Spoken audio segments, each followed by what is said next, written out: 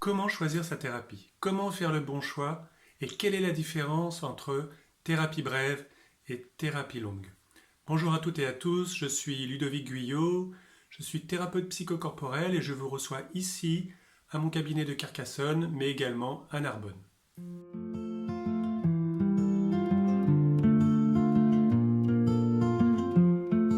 Alors vous souhaitez commencer une thérapie.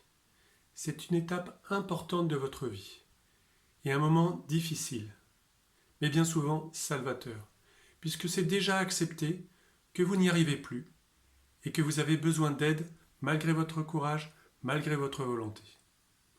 Mais comment faire face à la multitude de thérapies qui sont aujourd'hui disponibles? EMDR, analyse, hypnose, thérapie énergétique, thérapie psychocorporelle.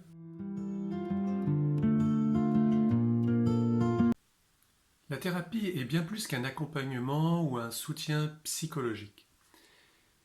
C'est un espace dans lequel un processus de transformation va être rendu possible grâce à l'alliance entre le patient et le thérapeute. Le lien de confiance est essentiel pour que la personne puisse se rencontrer en conscience et découvrir qui elle est.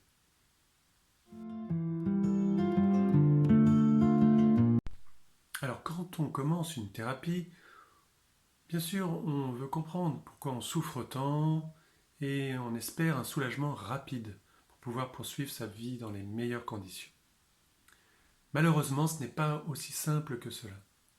Chaque individu a sa propre histoire et en fonction de la problématique et de la complexité de la problématique, eh bien, il va falloir y consacrer du temps et faire des choix. Alors bien souvent, et c'est tout à fait naturel, le premier choix se tourne vers la thérapie brève.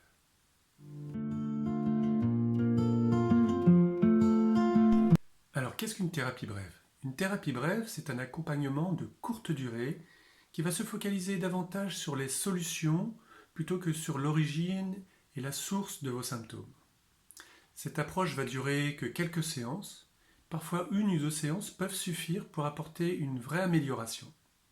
Certaines de ces thérapies brèves, comme l'EMDR ou l'hypnose, ont fait leurs preuves scientifiquement depuis longtemps, apportant une meilleure gestion de vos émotions et une meilleure compréhension de vos comportements.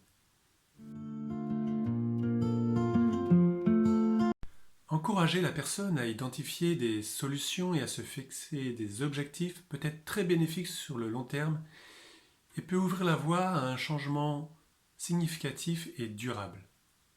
Mais cela peut faire oublier la nature profonde et complexe de l'être humain, car en effet, derrière une demande, derrière un symptôme, il y a bien souvent des émotions refoulées qui n'ont jamais pu être accueillies, et des mémoires traumatiques qui sont restées figées dans le corps et l'esprit.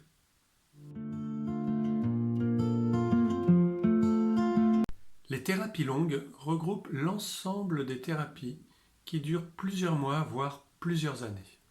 Leur approche est très différente puisqu'elles vont se mettre à l'écoute de l'inconscient de la personne et tenter de mettre à jour les blocages psycho-émotionnels et le système de protection.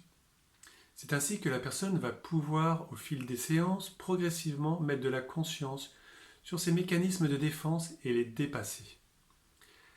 La thérapie longue a également pour ambition de soutenir toutes les dimensions de l'individu. Physique, émotionnelle, cognitive, artistique et spirituelle.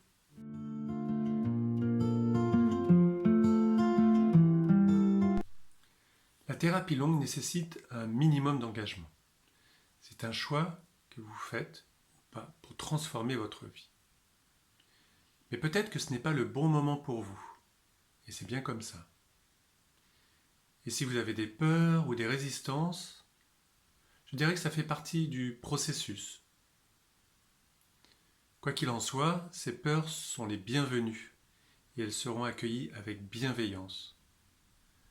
Alors vous allez peut-être me dire, oui, mais consacrer 1 an, voire 2 ans de ma vie à une thérapie, c'est long. Mais posez-vous la question, qu'est-ce que cela représente sur l'échelle d'une vie? Peut-on vraiment parler d'une thérapie longue quand il s'agit de transformer durablement et profondément sa vie. Voilà, j'espère que cette vidéo vous a permis d'y voir un petit peu plus clair. Quelle que soit votre décision, que ce soit une thérapie brève ou une thérapie longue, le plus important, c'est vraiment de faire la démarche, de faire le premier pas un jour et de ne pas rester avec sa souffrance. Et si vous avez envie de découvrir ma pratique du massage biodynamique ou commencer une thérapie psychocorporelle, il vous suffit de me contacter par mail ou de me contacter par téléphone. À bientôt!